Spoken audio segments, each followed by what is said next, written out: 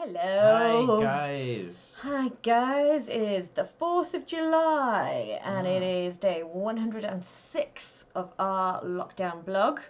And if anyone tells you otherwise, they're a fucking liar. It's quite a, I don't know, aggressive start Just we've gone for there. fed up of people trying to tell everyone that it's day 116 of our lockdown blog. I'm sick of those bastards. Those bastards. What bastards? So apologies now. I realise I do not look my best. You're lucky you've got me at all, so you're just going to have to deal with it.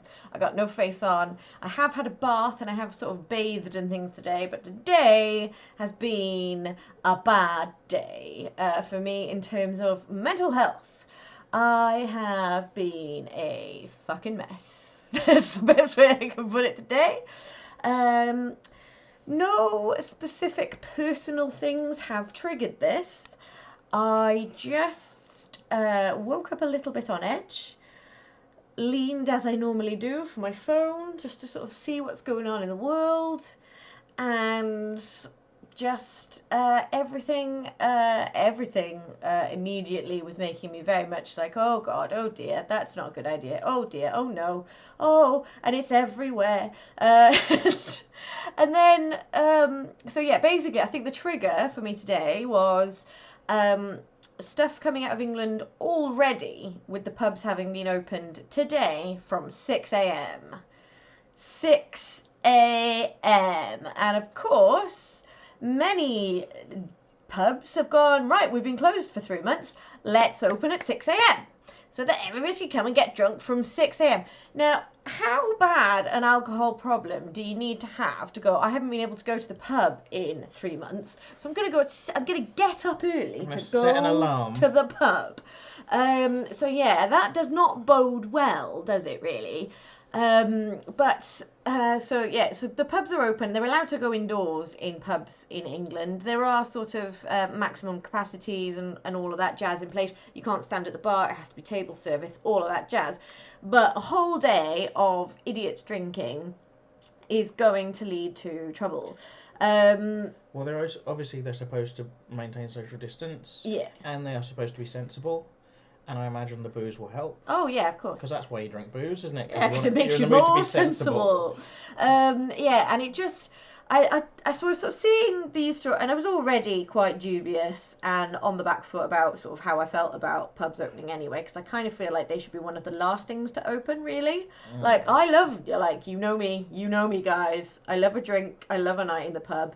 But I just sort of think it's not the drinking in public with other people is not to be encouraged right now. I just think it's a bad idea. But because of that, I've got some friends in England, and so seeing news stories about it, because of course I was waking up in the afternoon. People have been drinking for a long time by the time I woke up.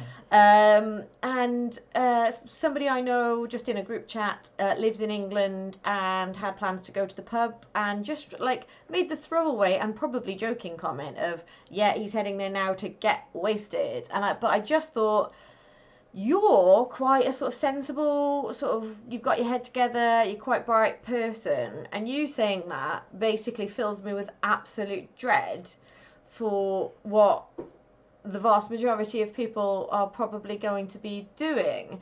And I just think it's a bad idea, guys. Well, Which is then from that point onwards, literally everything was just making me anxious.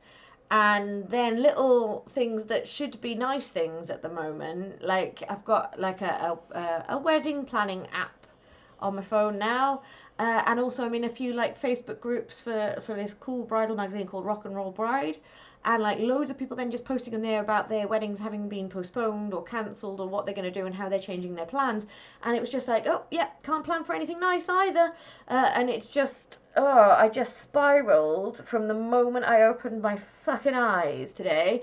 So then, yeah, just literally bursting into tears. Because this is the thing, like, I go two ways when I'm having an anxious day. I either like go full on panic attack, which I don't recommend. They're not fun.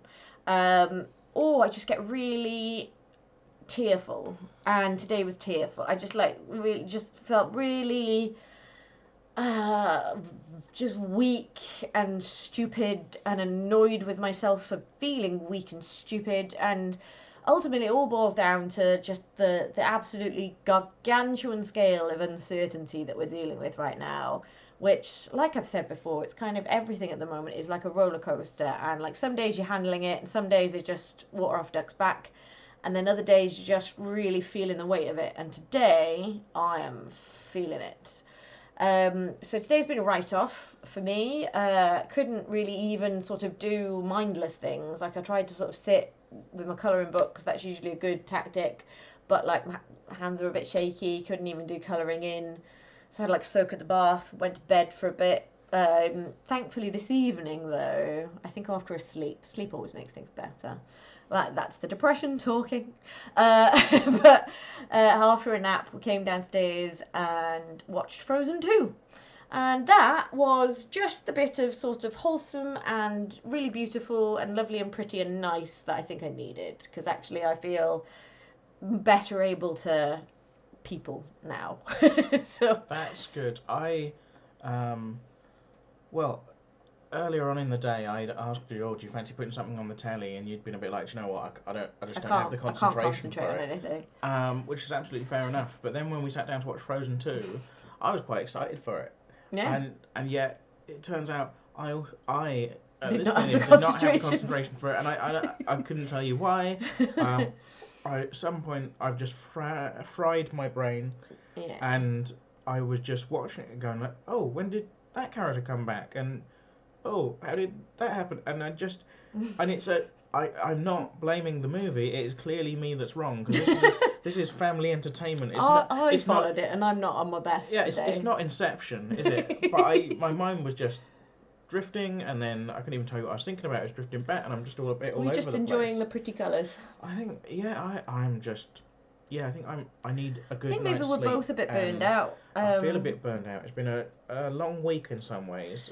Yeah, well, without going into sort of any details, you have been sort of quite your mind has been quite busy. We've mentioned that we've both been quite anxious, but also you've been sort of on the phone till sort of silly o'clock talking to several people who are sort of having crises and things, and there's sort of a lot of people messaging back and forth about stuff going on, and I think it's just after a while the weight really sort of takes its toll, and I think maybe you're just a bit burned out and could do with a chill. We did yesterday. We did sort of talk about there being plans today because there's still another scene that we need to film for Let's Remake a Film. Yeah, so we were going to do some filming. And that's quite an easy scene to do. But we just weren't. As soon as I woke up, I was like, oh, today is going to not be good. I think part of it is like, it's, like you were saying, there's been a few things going on, and people have been quite affected by some things that we can't get into, and I have kind of felt all those pesky things again. And I've been a bit stressed by it at times, but like in comparison to some people who've reacted quite dramatically or emotionally, I've kind of felt a bit like I'm holding it together. But it's all relative, isn't it? And because we're just in the house together and we're not doing a lot of interacting with people in the world, who knows how mad I've got? Do you know what I mean? Because I've got no. Yeah, maybe we're just both used to each other's madness. I've got no frame of reference. Like, people are tuning into this. Like, we might look back at this in 3 months' time and go, these were the ravings of mad people. What the absolute fuck? Like, people are watching this going, well, this is good because obviously back in Victorian times you could pay to visit a loony bin, and that isn't the political correct thing to do now. But you can watch these vloggers who voluntarily put their thoughts online, and just they're deranged gibbering. Gibbering. Do you mean gibbering? I probably mean gibbering. I feel gibbering still works. Yeah, gibbering. Yeah, fine. It's we've cracked, guys. I don't know. And then so maybe it's all, I don't know. But on the subject of all the pubs, reopening, like, it could well be. Some of the scenes we're going to be seeing in the news tomorrow. Well, that was something I was wondering. Is obviously because we've seen the photos from the beaches in recent weeks. I don't know what scenes we're going to see from town centres. I really pity the bar staff. I really do. Like, that is going to be like fucking Dunkirk. When I was a student, I remember I went to like a kebab hut place once when I was sober, which opened your eyes a bit to just how like incredibly rude people are to the staff at kebab houses, because they're coming in and it's like midnight and they're drunk and whatever, and they're so and that meant that when I going forward would go to a takeaway when I was drunk, I would go out of my way to make sure that I was being polite. And I don't know. Good sirs, thank you so much. That's the danger, isn't it? Because you're drunk and you're trying very hard, specifically to be polite to the staff. You end up feeling like you may be taking the piss. Exactly, but what I would say is, if you are planning on going to the pub in the near future, and you're planning on having a few drinks, and you might get a bit drunk, err on the side of performatively polite rather than accidentally being rude would be my strong advice. And my humble request to anyone that we are watching this who knows us, and actually anyone who watching this who doesn't know us, actually, if you are in England, hold off on going to the pub for a bit. Here's the thing, just for my sanity. We've made it quite. I think it's a bad idea, guys. We've made it quite clear our position on this. We don't really want. We don't want to go to the pub. We're worried about what's going to happen with other people going to the pub. Even if we weren't worried about the safety of it, the whole table service and social distancing, it just doesn't sound as fun as going to the pub should be. So it doesn't really appeal to us anyway. But having said that, there may well be people who've watching this who've been to the pub in England or are planning on doing so, and you might think, well, that's you are free to do what you do. It's within the current guidelines, and that's absolutely fair enough. And agree to disagree. We're not going to fall out over it, I hope. But if you are going to go, what I would say is go to a pub, support your independent and local, nice places. Exactly. Don't go to a Spoons. Don't go to a Wetherspoons, for God's sake, right? Remember. And I'm sorry, guys, because I actually do know a few people who work in Wetherspoons. Yeah, but remember what a right-wing fucknut runs the place, and just don't go into Wetherspoons, because the thing is as well, there's Wetherspoons Wetherspoonios, and. I'm sorry. By the way, that is literally the first sip of wine we've had. We're not just drunk and shambling. Yeah. I'm still on my Pepsi Max. Oh god, it's just. But no, I had a point to get across. We cannot dedicate this much time to the pluralisation of Wetherspoons. They've pluralised themselves across the nation for years now, and we need to, if anything, get them down to one. But there's. Because people have been talking about the reasons why we should boycott Wetherspoons, like the fact that the guy in charge of them all is an awful right-wing cunt, or no, that's the main thing, isn't it? Yeah, we could go into more detail and specifics, but that's what it boils down to, right? And then other people have kind of come up with the counter-argument of but lots of people work in Wetherspoons, and they.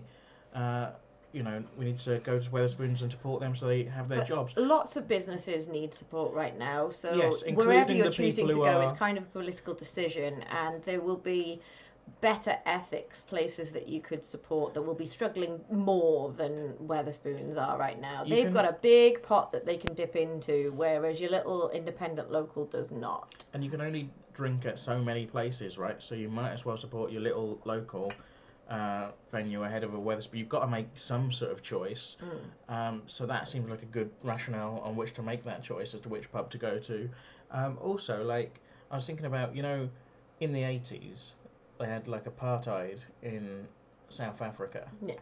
And so what we did as a country, and I believe other countries around the world, we had a big kind of boycott on South African products, right? Yes. And it's, it's oversimplifying things massively, but one example of that was South African oranges. Yeah. So you had to be careful what oranges you were getting when you were going to the supermarket, but boycott the South African oranges. It was voting with your wallet, wasn't it? It was sort of... Exactly. Yeah. Now, there would have been people whose livelihoods may have been affected by that, people who pack and deliver and pick those and those oranges, and not all of them would, as individuals, inherently be massive racists. No.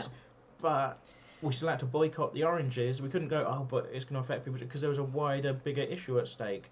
And if it has a big enough impact on the country as a whole, it might shape policy and change things. Yes. Was the thinking, I believe. And I'm not saying that Weatherspoons and apartheid are the same. But I am saying sometimes it's important to kind of have principles and not kind of find ways to equivocate or kind of make excuses to do the things that you want to do. And also, like, the number of jobs that have been lost over the years through local businesses that have had to kind of shut their doors or close because they couldn't compete with like the big Weatherspoons that moved into the area. It's not balanced out by the number of new jobs created by a Weatherspoons, right? So actually, there are more jobs if there aren't any Weatherspoon overall. Like, I realise it's not, going to be fun for any individuals, but then a lot of people are going through that at the moment, and it's, it's not straightforward, is it? But like, at the same time, I would still say, don't go to Weatherspoons. Yeah, and I think like, oh god, I can't even get into it because I'm just thinking in terms of how it's going to look in terms of employment in general and personally and further afield. Just right now, like, there's no certainty, nobody knows what's going on. So if you are just doing a little action like going to the pub, then that little action could have a positive effect on a local independent business. So vote with your feet and go there, because at some point when if we reopen, I will be hoping that people will do the same thing, and at the same time I'm not gonna pressure people to come out if they don't want to. But if they're going to go out, then I'd rather you came to my place where I can look after you and make sure it's all nice and safe as best I can than you be just getting pissed up in Weatherspoons. I have seen for myself, my own eyes, some of the new soap dispensers and hand sanitizers that have been arriving in the post. I get like, in order to secure the safety of future escape room customers. Chris is adorable. Like, whenever there is a parcel, like, I order stuff for work all the time. Almost always mundane things that aren't going to be exciting at all. But, like, a parcel would arrive, and I'll still be in bed, usually, and Chris will just bring it up and like, what's this? It feels like liquid. I'm like, that is a 5-litre tub of hand sanitizer. And he's like, oh. I'm just saying, last time I had liquid delivered through the post, it was booze, and I think that was mutually beneficial. But yeah, it's quite sweet because you get really excited that there's a parcel. Ooh, what have you ordered? Like, soap dispensers. There's nothing exciting. Or surface disinfectant. Because you've got to get sort of industrial strength and also stuff that I can use for big surface areas and stuff. So I've had to order stuff in. We don't know when we're allowed to open, but just so that I've already got it in so that we're kind of able to hit the ground running. Because even if we're not allowed to open for a while, I think sort of people's habits in terms of hand sanitizing and washing, I think it's going to become habitual that people expect to sort of go into a place and hand sanitize. I think that's going to become the norm anyway, and it's not a bad thing. So yeah, I think like that's probably good. Even if tomorrow they come up with a perfect treatment and a vaccine for COVID, I think the world has changed enough that people are going to expect sort of better hygiene practices wherever they go. So just getting ahead of that. Also, I will like that I'm sort of I've never really thought about it before, but people I don't know come into the rooms and then I go in and I tidy up after them. Until all of this happened, I never really thought about like, ooh, what germs do these people have? Because like, so now I will have such a clean escape rooms. Oh, it'll be so clean. That's very much an aside. While we're still vaguely on the subject of pubs, it seems like a good time to bring up Nigel Farage. Oh God, what a cunt! What a cunt! Now, Nigel Farage was very proud to announce via his Twitter that he was the first customer in his local pub, and had a photo of him. Him there with his pint at midday. His pint. My Facebook friend, the comedian Paul James, had a good status earlier today. He said, English people are going to feel very silly when they realise you can buy booze in shops. It's a very good point, though, guys. Because he was just there in this photo. I don't know if his wife was with him holding the camera or what, but you can just have a pint at home, can't you? You can get some nice booze. Unless you're going to a pub where there's just a nice atmosphere because you can like have a bit of a dance or there's a bit of music or you can chat to all your mates But you and can't just have feel relaxed. music. Like, but you can't have music. Rules. You can't dance. They can't even play the sports in there because people get all shouty. You can't relax really or chill. You can't. If you see someone you know, you can't go over. You can't stay 2 meters away. Yeah, you can't go over. You've got to like sit at your table and wave furiously. Yeah, you can't go over. You can't shout across the pub because that's going to be spraying water droplets at your face everywhere. You've got to have your mask on, except you can't drink your pint with a mask on it. So I don't know. Like you go to the pub to kind of hang out with your mates and see people, and you can't do that, can you? Because you've just got to stay in your own. Well, you've got to book tables in most places, and you'll be going with people. If you want to share a table, that's going to be less than 2 meters, so that's going to be with the people that you already live with anyway, or I guess the people that you might be extended bubbles with. So, surely it's easier to do that in your garden if you've got one, or meet in the park with have a drink. I'm not saying don't have a drink. Jesus Christ, if I hadn't had a drink through all of this lockdown, we've all had a drink. But yeah, I just don't think. Oh God, I just don't think it's a good idea, guys. If you're going to the pub just to kind of. Just with people that you already live with. Just to have a pint pulled for you. And to drink that in the pub for more expensive than it would be to just get a decent bottle of beer that you can pour into a glass in your own house. If sitting in a pub is that much nicer than sitting in your own house, you have a shit house. And I mean that sincerely. But anyway, so Nigel Farage, he went and had his pint this morning, but that stirred up controversy because it is now, the 4th? Yeah. And on the 20th, he was photographed in America at a Trump rally. I want to say in Oklahoma, but I could be wrong about that. He had a Make America Great Again cap, a baseball cap, and he was at a Trump rally, and apparently he was allowed to go... break the usual travel rules that they've got in place at the moment because it was considered a matter of national interest. What? I don't know if that's UK interest or US interest. Nigel Farage being there is in nobody's interest. I don't see whose interest it serves for there to be another opportunity to photograph Nigel Farage looking like a cunt. I don't know who that helps. Who? Who is that for? But anyway, yep. They let him do it, and then he was in America on the 20th. For sure. For sure. Yeah. And it is now 20 days later. No, sorry, it isn't. It is 14 days later. Yeah. Exactly. Exactly. And you're supposed I don't know to have the time difference, which way it goes. But he was there on the evening, wasn't he, on the 20th? And he's claiming he was at the pub midday. Midday, yeah. Currently, if you land in the UK, there's air bridges being introduced and stuff with certain countries. But actually, I don't think America is one of them. But even if it were, at the moment, the rules are that if you fly in from anywhere, you have a mandatory 14-day quarantine, regardless of whether or not you've had a test, regardless of whether or not you're symptomatic. It's just 14 days in a designated address when you get here before you can sort of mill about in circulation. So at the very, very best, he flew back that night, and it maybe was the 14th day today. Maybe. Seems we tenuous. Don't know. I should say as well, if you do break that isolation rule, the police can impose a £1,000 fine. Yeah.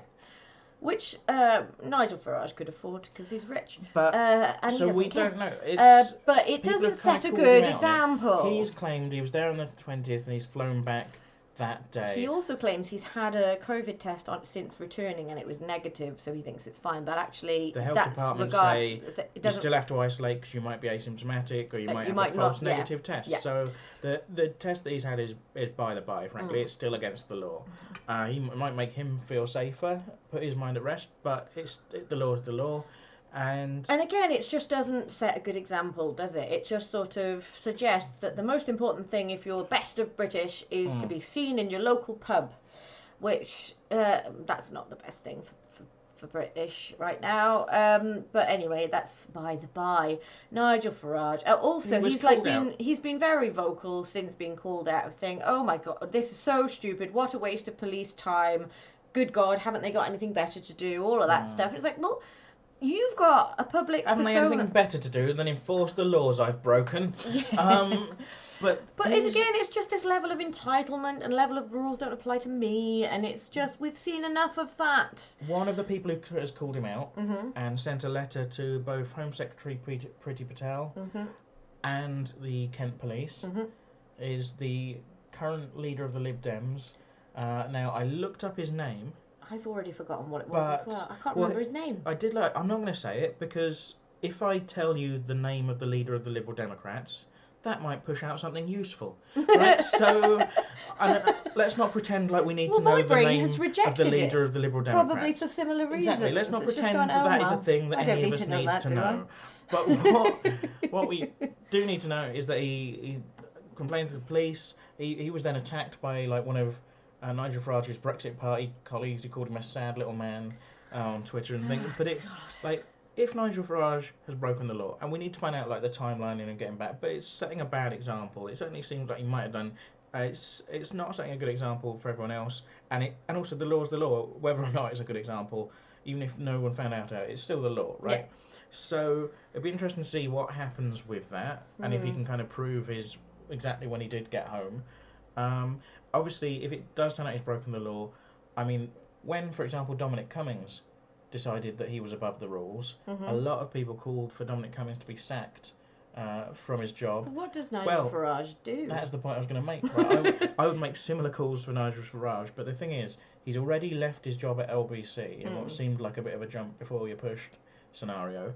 He is currently still the leader of the Brexit Party, so we could call for that to be taken away from him. But is that a role of any importance? No. You might as well call for someone to be not allowed to run a book club or to have to step down as the chief moderator of a Facebook group. Who gives a shit? Who gives a shit? So.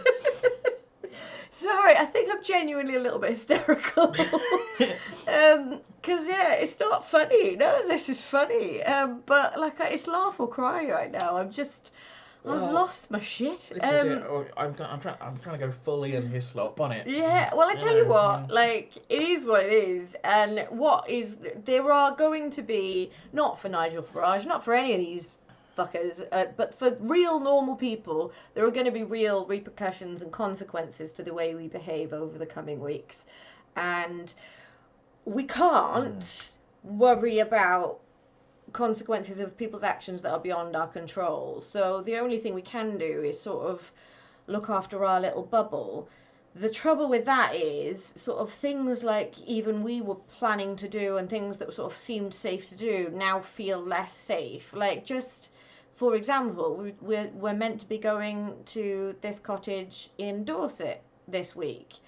And I just feel less safe to even be in England now. Because the whole thing is, it's after travel restrictions were lifted. Yeah, we're legally allowed to do it. We'll be within guidelines, and the idea is it's us and another household, but which again we're allowed to do in guidelines. And it's my brother, which is my bubbled household, so it's. So we were going to go down there, and basically the plan is, as far as I'm aware, hang out in the house, have a few drinks, play some board games, and just kind of chill out and just be in a slightly different space for a bit and kind of... Yeah, it's literally, it's not like a touristy area, but it is on the beach, so you can have a little walk along the beach or something, but it's not like a beach with shops and... So we're not planning on going to sort of theme parks or restaurants or any of the other things that you might do when you're on holiday. Or bars. Just have a change of scenery and a bit of sea air. Yeah, and a bit of different company and just say play some games. But even that though feels just like everyone out there is going to be around spreading their film and it just puts you a little bit on edge. Like I said, we've been lucky enough that depends how you look at it, but we haven't. We are lucky enough that we're in a very low R rate area. Yes. Right now. We're also in a situation where we don't have to go to work. No. So. And I'm aware that, that's a double-edged sword because some people do have to go to work. That means they're making a bit more money than us, but it does mean they are kind of forced to kind of go out into the world and interact with people. So take those risks involved. Given that we're not working, we've, been pretty strict with ourselves with the guidelines and kind of stayed in our own bubble in the house. We haven't gone to the shops kind of more often than we need to. We haven't been... You haven't been bending the rules. We've had a couple of people in our garden as we're allowed, or we've been around to your parents' garden, but even then we haven't been going overboard and doing that every night or anything. We've still been doing the odd Zoom chat and things. So. Yeah. So I just sort of feel like the worrying thing for me on a personal level is, like I've mentioned it before, I've had trouble with anxiety in the past, and the way it sort of used to come out really was basically I became quite agoraphobic, and I didn't really feel safe to leave the house, and if I did, it would have to be with someone, and this is very much making me not want to leave the house at all. And it's like, well, actually, like, the circumstances are different, obviously. It's quite a reasonable thing to sort of be like, oh, well, I'll just stay in. But it brings up some sort of, like, quite dark memories of being... It feels very rational to be like, well, I can't go outside because there's a pandemic outside and there's lots of people... But yeah, I think just when I had it, because today was a bad day, and and I think when I sort of see myself reacting quite so strongly and quite so sort of irrationally, it's although obviously the circumstances are very different, and I can give myself a break on that, it does just sort of make me go, oh shit, I hope I'm not going back that way again. But all of my coping mechanisms are all things I can't do right now, because they're all sort of like, okay, we'll break it down to sort of a to-do list and plan for something, and don't, like, one of the things I need to do is not avoid the things that I'm scared of, because the more you avoid things, the less you do, and then you feel temporarily better, but then the next time you need to do it, it feels even scarier, and so then you do less and less and less, which is why I ended up, but it wasn't that I was scared of being outside, it was just, once I left my house, unpredictable things could happen, and I didn't feel strong enough to sort of handle them, which I know is mad. I was mad, guys. That's what that is. But like, yeah, it's very confusing and conflicting right now, because it's like, well, actually, that's quite a rational way of looking at it, but it does then potentially lead me down the path of irrationality. And then I get very conflicted and very torn, as because I don't know, like, am I just being mad, or is this sensible? And it's very difficult to sort of temper that, because just the world is made of question marks, and I can't work out what is the right way to deal with it, or what's reasonable and what's rational and what's overcautious, undercautious. I just don't fucking know at the moment, and it's exhausting. It's really exhausting. So when people sort of talk about we need to, like, wrap up lockdown because it's having an effect on people's mental health and people's livelihoods, well, yeah, it is, but do you know what? A second wave will fucking have a bad impact on my mental health. Yeah, like, the idea that we're kind of putting ourselves in harm's way because people are a bit bored, or because the economy needs a boost, and that those things are being prioritised over public safety, is also something that can be troubling to the mental health of the rational mind. Yeah, I don't know what that sentence was. I mean, I think I stand by it, but I phrased it like I think I stand by it if I mean what I think I said. I think I know what I mean. The rational mind. I sound like I'm doing a science lecture on the Open University. I've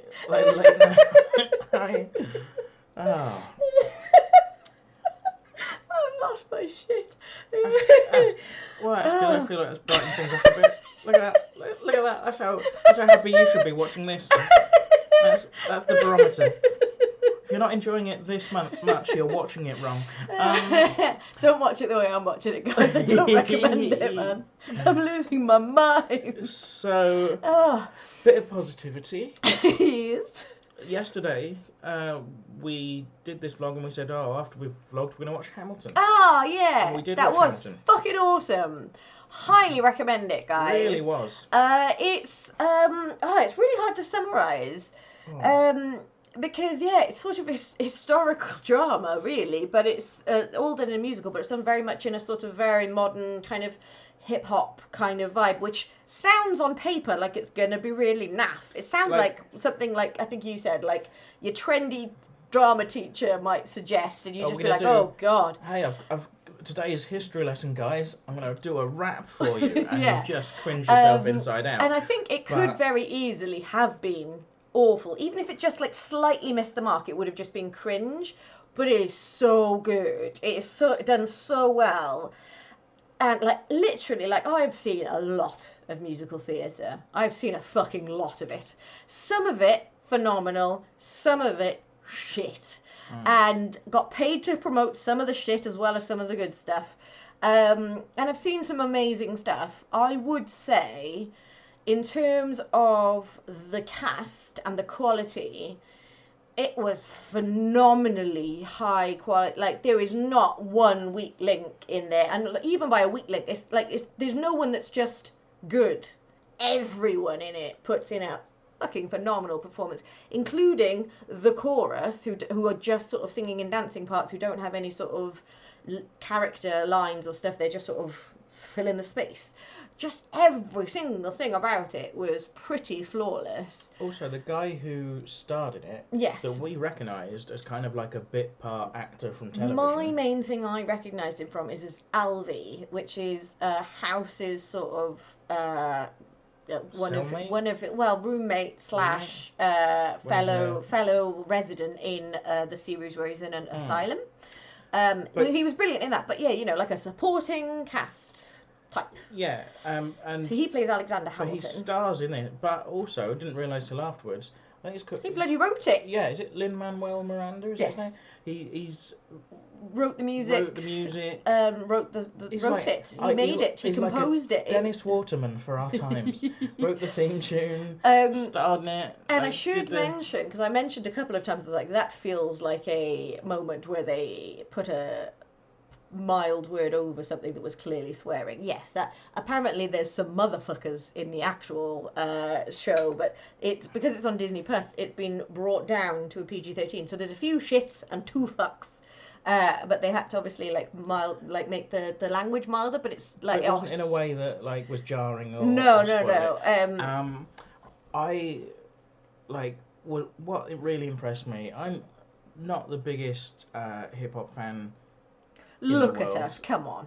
Like, but I have. Have you ever seen 2 such white bastards? But I do own some hip hop on CD and things, and I've even been to see some hip hop acts live. Have you? I have, and what I will tell you is, like, I am by no means an expert, but from what I've seen of hip hop performed on TV and from when I've been to see it live, what you'll have is you've got the star there that you've gone along to see. Doing his rapping, and but it's not like it is on the record, because it's hard to kind of maintain that kind of that flow and the speed at which they deliver the lines when they're in the studio and on the recording, and kind of breathe and all the rest of it, and kind of also be doing whatever jumping about the stage you're doing, and so what tends to happen in my experience, as I say, I'm no expert, so I might sound very ignorant if you know better, but you've got the guy you've gone to see, he's doing his rap, but then you've also got a hype man alongside him who kind of joins in and sings the last word of the sentence, almost sort of to accentuate cover and punctuate bits, but also to almost to cover if the guy's running out of steam or breath at the end of the sentence, right? And with Hamilton, I don't know if it's because these guys are all musical theatre trained and they just know how to do all the right breathing for singing, but they're doing all the quick rap stuff, and they're not, and it's the diction, and you can hear every word. It's very clear, but also very fast. It's very precise. And that in itself is quite impressive, because I think that sometimes in musical theatre you do lose some of the diction because they're sort of trying to get the notes out, because they'll be big, quite difficult songs. And it's not all, I should say actually, it's not all super, super hip-hop-y. There are some big sort of almost feeling quite more traditional musical theatre, still modern, but a bit more sort of big singing numbers. But all across the board, just absolutely just on point at every single moment. There's one song in it. Yeah, phenomenal. There was one song that I wasn't familiar before watching. Wasn't familiar with the musical at all. Apart from there was one song that I'd heard once on a road trip that someone had played to me, and I'd really enjoyed it. But it is the song sung by the English king. Yeah, King George. At the time of the American Revolutionary Wars, and it's much more kind of like, it isn't hip hop at all. It's a very musical theatre sort of a song, and I really enjoyed that song when I heard it. He does it so well. It's Jonathan Groff, who you might know from Mindhunter and Glee. But like I say, when I heard that song on this road trip, someone played it to me. It's very clever lyrically, and it's just very catchy melody. And that's something I like in music, is like a strong melody. Yeah. And so, I mean, I'm a Paul McCartney fan, but what that meant was I was a bit worried. I'm like, oh, I'm gonna. The only song I'm gonna like is gonna be the sit down and watch this hip hop musical. And my favourite song by some distance is going to be the very musical theatre number. But actually, I really enjoyed a lot of the other music as well. I really couldn't even sort of... I'm definitely going to be watching it again. And I think I'm going to be listening to the soundtrack while I do other stuff as well. Because it's like, it's really good. And yeah, it's on Disney Plus. Just watch it. You might be, if you're not into your musicals, you might sort of be a little taken aback because it's quite long. It's like about 2 hours 40, and it is all singing. One of our Facebook friends today was sort of saying, "Oh, I didn't realise it was going to be all singing, like all the way." Well, because some musical theatre will be. It's not like when you watch a musical. Plays with songs, and others will be just all sung through. And sometimes I'm a bit off, like I usually tend to go more for sort of plays with songs, but then some of the most popular ones are all sung through. Like Les Mis is all sung through. But if your idea of a musical is, say, watching, Lionel Bart's Oliver, the cinema version of that, and that's basically a film where there's lots of acting and dialogue, and then occasionally they will spontaneously burst into song. And this isn't like that. This is all done via the songs. Yeah, and it is, like you say, it's quite long. It is quite long, but it is so worth it. There's an intermission, so if you wanted to, you could actually just watch the first half, go off and have a cup of tea and come back later. Something I would like to know is it's obviously been a big hit in the world of musicals and very kind of celebrated. And it's, I mean, by the standards of musical theatre, it is very hip-hop. But by the standards of some of the hip hop that I've listened to in the past, it is very musical theatre. Yeah. And I would like to know how hip hop fans, like proper full on hip hop fans, don't know. Not people like me who own like the odd Dr. Dre record or whatever, but people who are really into their hip hop, what they make of it. Yeah, because I wonder, because it's probably like you say, for musical theatre it's very hip hop, but for hip hop it might be very musical theatre. But if you like both of those things, then you're a winner. But yeah, I would highly recommend, if you've got Disney Plus, give it a watch. It's phenomenal, and I feel like I know more about American history. I feel like I do too. I picked up more than I imagined I would, and turns out Thomas Jefferson's a bit of a dude. We should probably we'll wrap it up there, I think. But so apologies for the random hysterical giggling fits. Can't help it. You're getting what you get. That's just, he's got to live with me. And as a comedian who can't actually go out and do any live gigs at the moment, I really hate when I get laughter from the people that I live with. Oh, what an absolute nightmare for me. Oh, it's the worst. Oh, that's good. It's better than when I cry, isn't it? Yeah. Right. So, I don't even think I'm going to write a proper blurb for this. I think I'm just going to write some bullet points and go to bed. Right. Actually, I think I'm going to write some bullet points and have more wine. Right. On that bombshell, we will see you tomorrow. Hopefully I'll be less mental. And, so happy 4th of July. Let's hope that we make it to the 5th. Like and subscribe. There's no shame in it. Bye. Bye.